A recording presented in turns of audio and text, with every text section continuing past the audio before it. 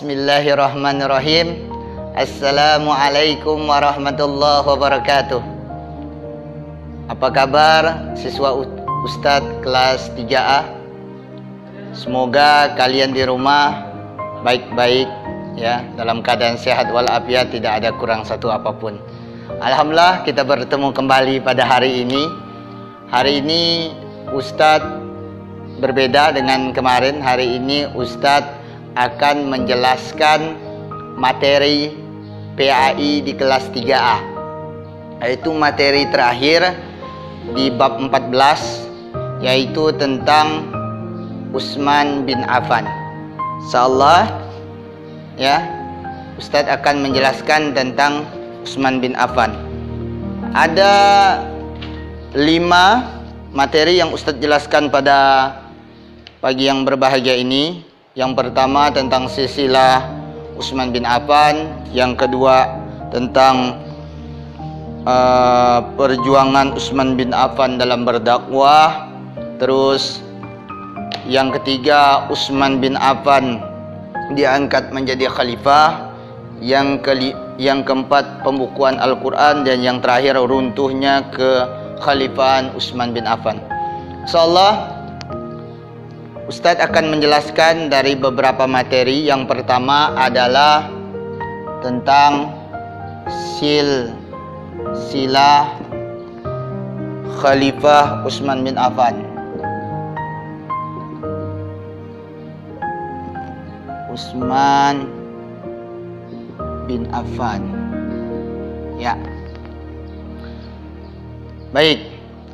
Dari silsilah Utsman bin Affan itu, yang pertama, Utsman bin Affan itu lahir pada tahun 574 Masehi.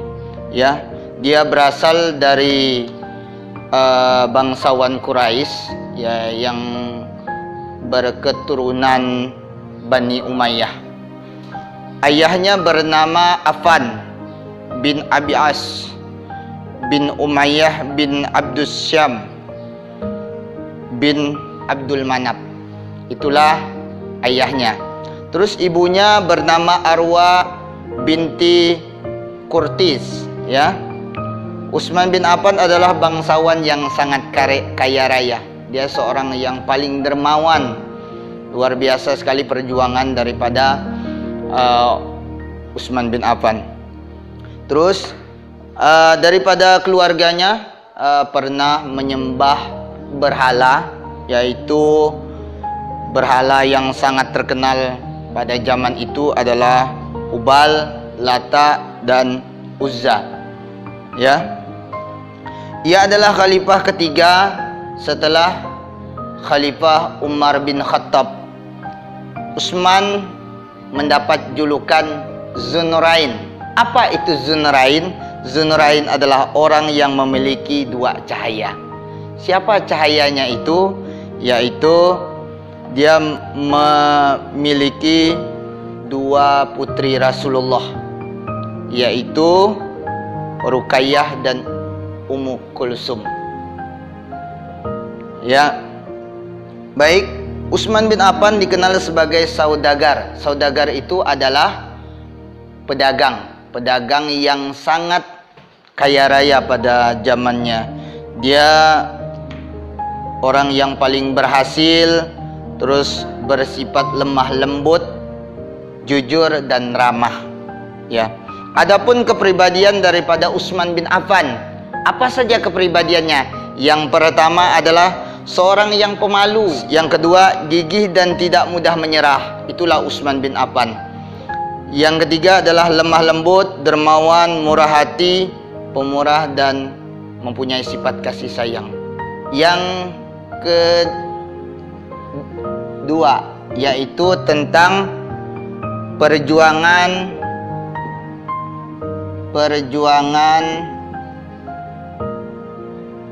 Utsman bin Affan dalam berdakwah.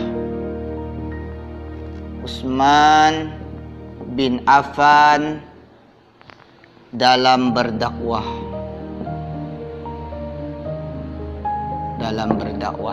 Ya. Utsman bin Affan tergolong bikunal awalun. Apa itu as-sabiqun awalun? Ialah orang yang pertama kali masuk Islam.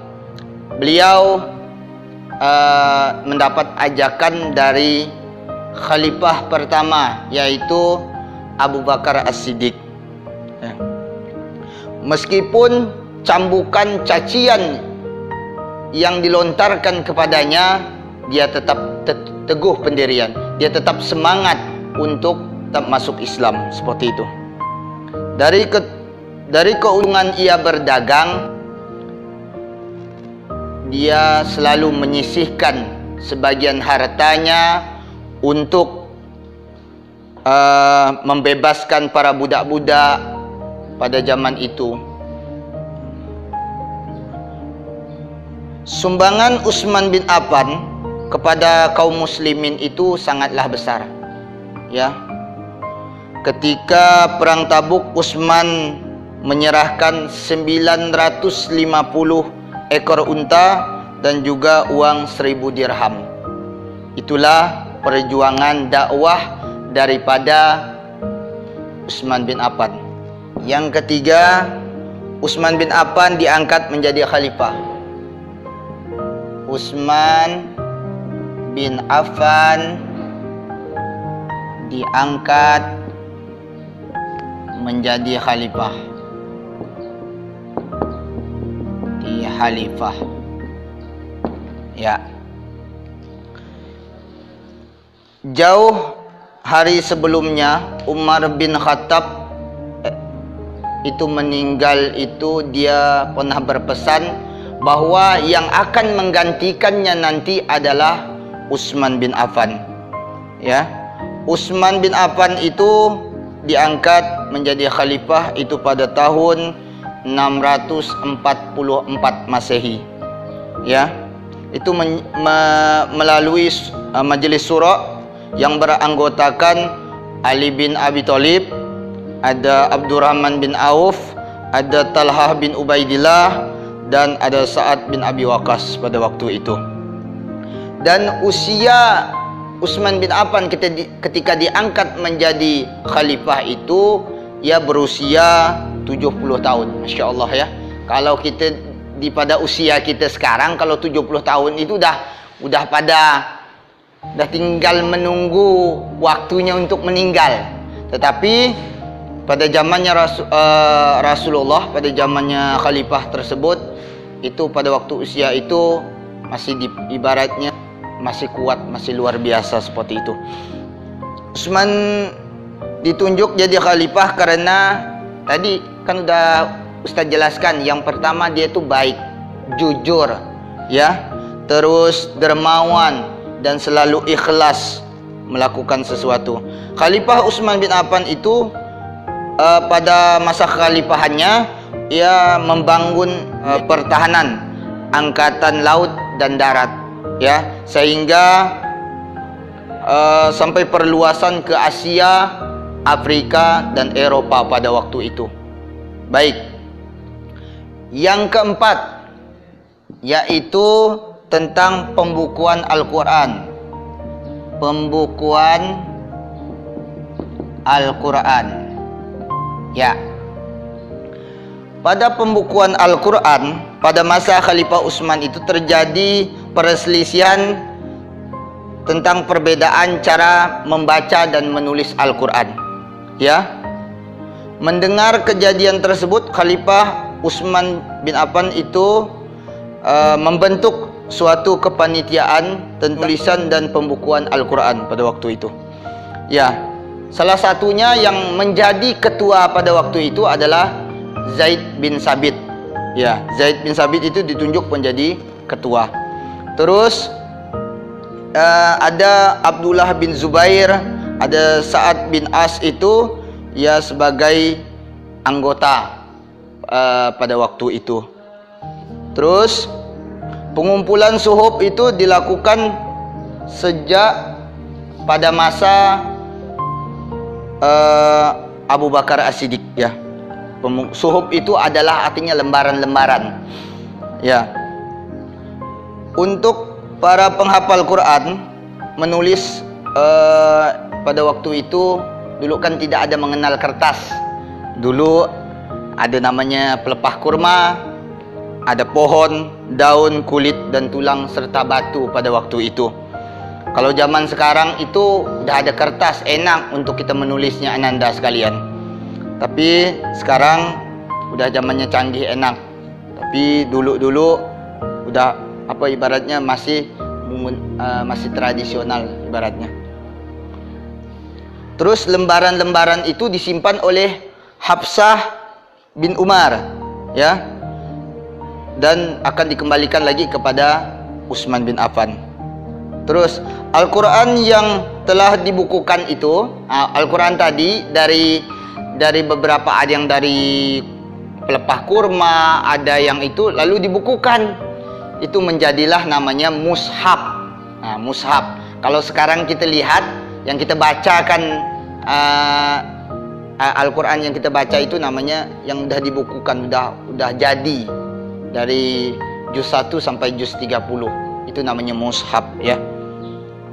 Sejarah mencatat bahwa jasa terbesar Khalifah Utsman selain membela Islam adalah hartanya untuk ibaratnya sebagai merintis standarisasi Al-Quran pada waktu itu.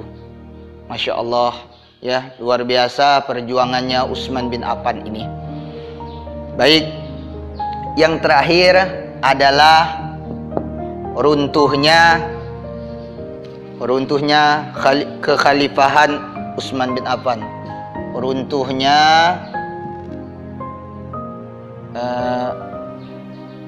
kekhalifahan Utsman bin Affan. Utsman bin Affan. Ya. Baik, salah satunya adalah runtuhnya itu disebabkan oleh kerajaan Romawi yang melanggar perjanjian dengan menyerang kota Iskandariyah, ya, dengan angkatan laut yang berkekuatan 1000 kapal perang pada waktu itu. Tetapi dengan pertolongan dapat dipatahkan, sehingga pada waktu itu kaum muslimin kita menang, ya, seperti itu. Terus yang dipimpin oleh namanya Panglima Abdullah bin Sa'ad, ya, beliau adalah pangeran perang yang luar biasa, ya, pada waktu zamannya Khalifahan Utsman bin Affan. Terus oleh pasukan itu, peristiwa itu disebut namanya Perang Zatus Sawari. Apa itu Perang Zawatus Sawari? Adalah perang tiang kapal pada waktu itu. Pada pemerintahan Utsman bin Affan itu hanya berlangsung 12 tahun. Dimulai dari 644 Masehi sampailah 656 Masehi. Pada akhirnya pada tahun 35 Hijriah atau 656 Masehi, Utsman bin Affan dibunuh oleh kaum pemberontak yang terdiri dari orang-orang yang berhasil menghasut oleh tadi itu pemimpin perang pada zamannya yang terkenal tadi, yaitu Abdullah bin Sabah. Dia yang memfitnah, sehingga pada waktu itu, pada zamannya Utsman bin Affan itu dah pada ibaratnya kocar kacir, hancur ibaratnya pada masanya itu, sehingga awal terjadinya pembunuhan terhadap muslim dan muslim lainnya. Itulah ananda kisah tentang Khalifah Utsman bin Affan. Semoga kita sebagai siswa dapat mengambil ibrahnya, dapat mengambil manfaatnya, ya. Kita ambil yang baik daripada kisah ini. Semoga Allah selalu memudahkan kita dalam menerima pelajaran-pelajaran, baik pelajaran umum maupun pelajaran agama. Ya, itu saja yang dapat Ustadz sampaikan. Semoga Ananda tetap semangat untuk belajar di rumah ya, untuk belajar lagi hingga di tanggal 8 nanti kamu dapat menjawab soal yang Ustadz berikan ya, dapat menjawab soal pas nanti ya. Ananda belajarlah giat di rumah. Semoga kita akan bertemu kembali di waktu mendatang ya.